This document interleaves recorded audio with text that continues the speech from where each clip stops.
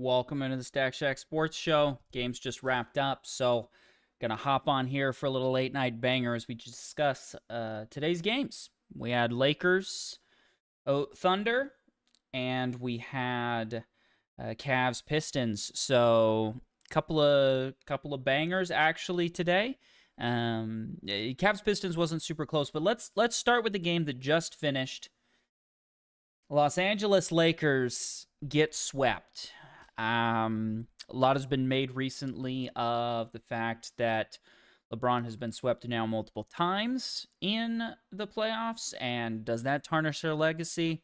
We'll talk about it, but first let's talk about the game. And first, to be honest, I want to give the Lakers some credit. They did not just roll over and give up. They played incredibly hard. Obviously, this whole time they've been down a player. No Luka. He's definitely their one. To be missing your best player is always going to be hard. And the fact that they got a win, got to this series at all, to playing the defending champs and definitely the favorites moving forward, and then to play them close to 5 points there at the end of the game. Obviously, there's a moment there where they're tied. There's a moment there where the Lakers have the lead. Right up to the end, they battled and competed. If we look at the box score for the Thunder here, a great night from Shai. We have to give him some credit for this. He has not played well in this series, I would argue, and definitely been outplayed by LeBron, which has been kind of a bad look for him. He has not been maybe getting the whistle as much, some people have said, and maybe that's why he's not shooting quite as many free throws in this series, which I think is probably a good thing, but he came to play tonight. 15 free throws is a little more normal for him.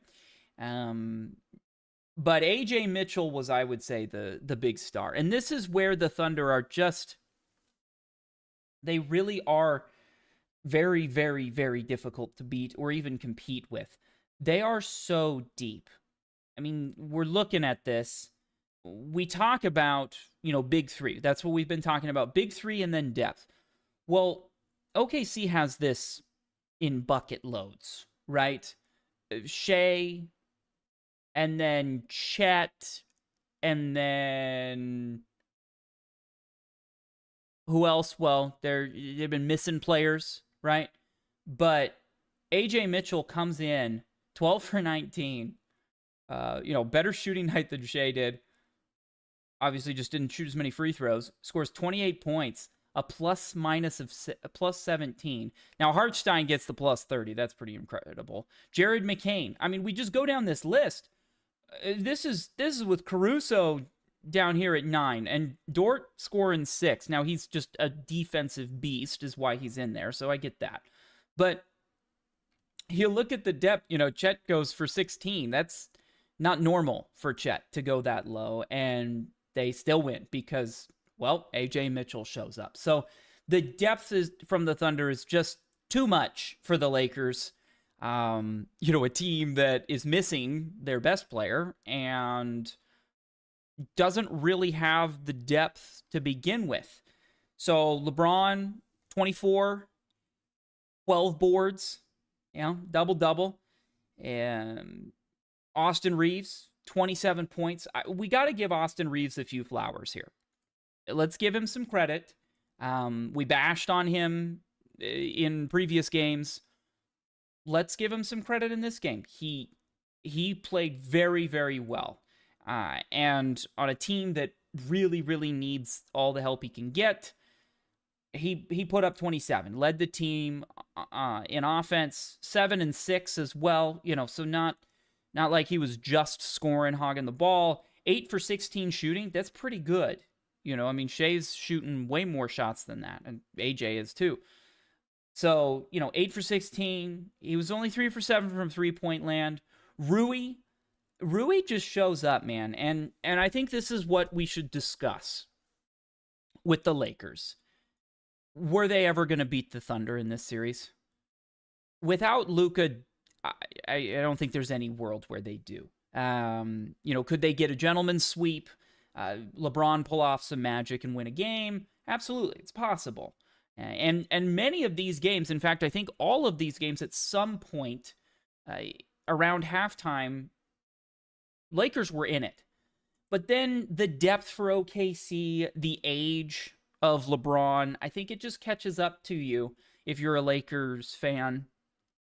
And if you're, in that locker room, they don't have the depth, we go down. I mean, Jackson Hayes actually had a good night, 18 points, 6 for 8, shooting 5 boards. That's a pretty good night for him.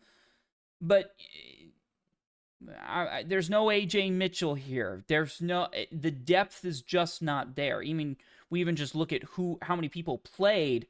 I mean, look at the Thunder. I gotta keep scrolling, right? Excuse me. So, with that in mind, where do the Lakers go from here? I think that's really the question that we have to ask, and that's what we need to look into. Austin Reaves is up for like the Supermax. I think if you are the Lakers at this point, the only player that is not on the chopping block, the only player that you don't trade is Luka. And part of that, honestly, is because you just got him. I don't think Luka's necessarily an untradeable player, but you traded for him. You've invested in him. You gotta keep him. And you're not gonna find another Luka on the market. Even if he has had some injury issues, he came in much better shape this year. And he's doing the things you're asking him to do. I think you got to keep him. I mean, he was an MVP caliber player this season. So we look at the rest of the roster. LeBron is going to be 42 next year. I think the first question, obviously, is does he even want to play? If he does, what's the number? Because everybody else on this list, LeBron, Rui, Ayton, Smart, Reaves, everybody, to me, at this point, they are, what's the number? If the number's good, keep them. Absolutely. If the number's not good, we might want to move on. I don't know what LeBron's going to ask for. Who knows if LeBron plays again? He may retire. He may say, you know what? I got to play, with my son. We had some great moments together. I mean, that comeback win there in round 1, winning that playoff series was huge. No Austin Reaves, no Luka. LeBron carrying him to victory there for parts of that series. So, maybe that's what he needed. Maybe that's all he wanted to fulfill. Hey, some big moments playing with my son. That's pretty special. Maybe you just call that the high note and you end on that. I mean, most players do not end with a championship, right? If he does want to go for another championship, I think he's going to need to take a fairly team-friendly deal. And that goes down the line. Now, Rui's a player that I would say don't move if you can. Obviously, if he's asking for an unreasonable amount of money or you need to do some contract, maybe he's a great trade piece because there is somebody that you really want out there on the open market. But Rui, to me, is consistently outperforming, what you pay him and what we kind of expect of him. 25 points tonight, 9 of 15, 50% from 3, right? 5 rebounds. And I think an underrated stats, he's actually a fairly decent defender. Whereas Austin Reaves just is not a good defender. They were hunting him from the get-go, and they always do. And, I give Reaves credit. He puts effort in. I'm not saying he's, lollygagging around there, but he is just such a bad defender. Everybody knows he's a bad defender, and they just go at him. You can't quite do that with Rui. And with Rui being much cheaper than Austin, theoretically, I think Rui's a player that you want to keep. He seems to really fit in with the culture. People seem to like him. I think that's a good fit. Obviously, you've got kind of a rotating list of role players. Do you keep Marcus Smart? It helps on defense. I'll give you that, especially if you want to try and keep Reaves and Luka. it's tough when those two are on the floor, I think is your biggest issue if you're a Lakers fan. It's okay to have one guy who's a really good scorer, not the best defender. Maybe he's just a high energy guy or whatever. Having two of them on the floor at the same time in Luka and Austin Reeves, now there's two people that you can kind of target. And you only have three defenders. Theoretically, one's got to be watching around the basket. It makes it difficult. It makes it really difficult for them to play together. I honestly think, in some ways, the Lakers improve without having both Luka and Austin on the floor consistently at the same time. It's just not a good fit consistently together. I personally would probably consider moving Austin Reeves. I think tonight showed that Austin is a very talented player. Go get somebody who's a better complementary piece to Luka. You need probably some sort of defensive unit in the lane. And then, that way when somebody gets by Luka, there's somebody there to pick him up. Austin is not going to do that. Austin, I think, is your best trade piece. It hurts to let him go, but I think that's the move you're going to have to make. LeBron, he's not really a trade piece at this point. That's not going to happen. It doesn't make any sense. Rui's a decent trade piece. Austin's a decent trade piece. Ayton is difficult because I think he could be a good trade piece, but you see, we all watched this game today. Ayton is not on the floor at the end of the game. And we saw it last game. You could see JJ Redick literally be like, I can't play this guy. I can't. He just, I don't know if it's an effort thing or if it's a focus thing or what it is. He's not in there. And that you just can't have that and win championships. So if you're the Lakers, you probably are moving Ayton. But unfortunately, because of how he played down the stretch, I don't know if you're going to get a whole lot for him. Austin's the person that could actually make a difference in a trade package for somebody. I just feel like if you have Luka, you need a better defender next to him.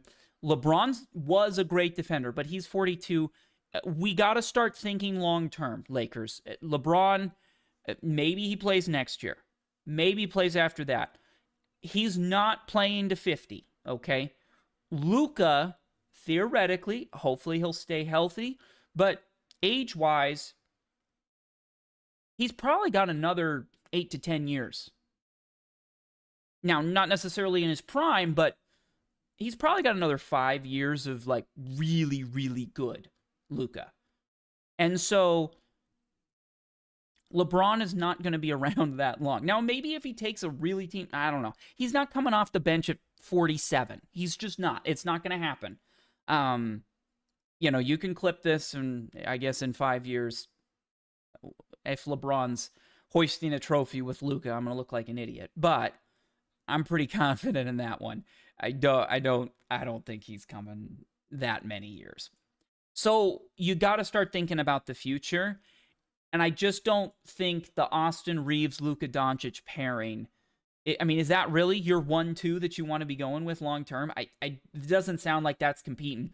Jaden McDaniels, Ant Edwards, Shea and Chet, Wemby and Castle. Harper's pretty darn good too. You need a third guy, and I don't think Austin is the best second guy to sit next to him. So that's my thoughts. That's where I'm at on the Lakers. They need a lot of help. This team is just not quite there. I respect them a lot. I actually think JJ coached very well. Really squeezed the most out of him. LeBron played well. Everybody played well. They just don't have the firepower on offense and defense to compete with the best teams in the league. And we kind of saw that coming. So they get swept, but they make it respectable. Unlike the Sixers, who just got boat raced. We'll talk about that in a minute. But let's talk first about the other game today. Cavs Pistons. Okay, I'm going to admit it. We'll make sure we go full cam for this. I was wrong. I thought the Cavs were done after games 1 and 2. I thought we were moving towards a sweep, or at the very least, a one-score game or a one-win series for the Cavs. There we go. 2 games in a row. The Cavs are definitely a different team at home. That home court advantage is very good. Impressive. If we look at the Cavs box score, Donovan Mitchell, 43 points. Bro went off. And he's somebody who's gotten a lot of crap. I mean, the Cavs in general have. But Donovan, ironically, I think he now has the most, 40-point games or whatever. But he hasn't been able to, win the big one, go to the NBA Finals, etc. But he really just hasn't had a lot of help. I mean, we looked at Evan Mobley, comes in with 17 points. He had 2 points a couple games ago. So there you go. This is what you want to see out of Evan, honestly. I mean, he's a solid player if he can do this more consistently. Harden was not particularly great, was 9 for 9 from the line, had 11 assists, and still scored 24 points. He was a +9. That's pretty good. There you go. Harden and Mitchell absolutely bounced back, played hard, and have now won 2 games in a row. So a little momentum coming back to Detroit. Can they replicate it on the road? If you're the Pistons, I mean, Chris LeVert is carrying your offense. This is the issue that the Pistons have. Cade, what happened? Tobias Harris, what's going on? 16 points? Not going to cut it. The Pistons, honestly, watching the Pistons on offense is a bit painful. They just are not that good on offense. And a good, solid defensive team, but again, I've said this before, I'll say it again.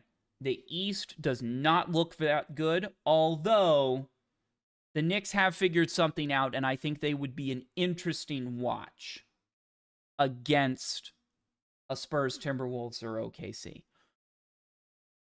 I don't see either of these teams, having much of a chance against any of those 3 teams out west. The Pistons, they're the 1 seed. They play great defense. Good story. People are like, Cade's likable, I would say, for the most part. But 19 points. And again, this is a Pistons team that is very, very reliant on Harris and Cade scoring. Duran's not going to score much. He had 8 points, but that's not, he's not going to put up 25. That's not really his game. LeVert shows up and had a great game, but where's your... You got to have... Well, Cade's got to have more than 19 when Donovan's got 43 and Harden's got 24. Mobley had 17. When Cade Cunningham is scoring the same as Mobley, you're going to feel real good as a Cavs fan in that situation. That's just how it goes. That's just how it goes. I don't know between these 2 teams who's going to win now. I was pretty confident in the Pistons. They go up to a 2-0 lead. Cade was looking good. I was like, all right, there it is. Cavs have not really impressed me. Harden's doing Harden playoff things. Here he locks in. They locked in. They played well. Harden with another double-double here, with the 11 assists and the 24 points. Give him some credit where credit's due. Played well. So this is a fun series. I just don't know that it's going to mean a whole lot. I do feel like the Knicks are pretty significantly better right now. They're definitely playing better.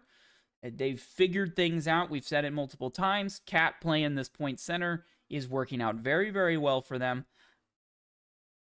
I like the Knicks. I like what they're doing. And yeah, impressive. Impressive what they did to the 76ers, which let's talk about this because we haven't been live since then. 76ers just kind of rolled over here. They gave up, and that was disappointing. We look at the box score here. Embiid's 24. He was 8 for 8. I mean, that's great, but come on. What are we? There's just not enough. Edgecombe's got 8 points. Shot the ball quite terribly. I mean, that's below 30% in there. That's pretty rough. He was 0 for 6 from three-point land. Yeah, what do we do with the 76ers? So, we had these two teams that got swept, right? The Lakers. I think if you're a Lakers fan, you got a lot more hope than you do as a 76ers fan. Because at least you can say as a Lakers fan, hey, we didn't have Luka. We didn't have our best player. Now, did the Sixers have their best player fully healthy? No. Embiid is injured. He's basically got nothing left in those knees. But that's where we get to this difference in that the Lakers at least feel like, you know what? Luka will be back. We'll be okay. Luka's going to be back. Is Joel Embiid going to come back? I mean, he only played 38 games this year. He's dealing with a lot of injuries. He doesn't even look like he runs up and down the court comfortably. It just looks like he is in pain playing basketball.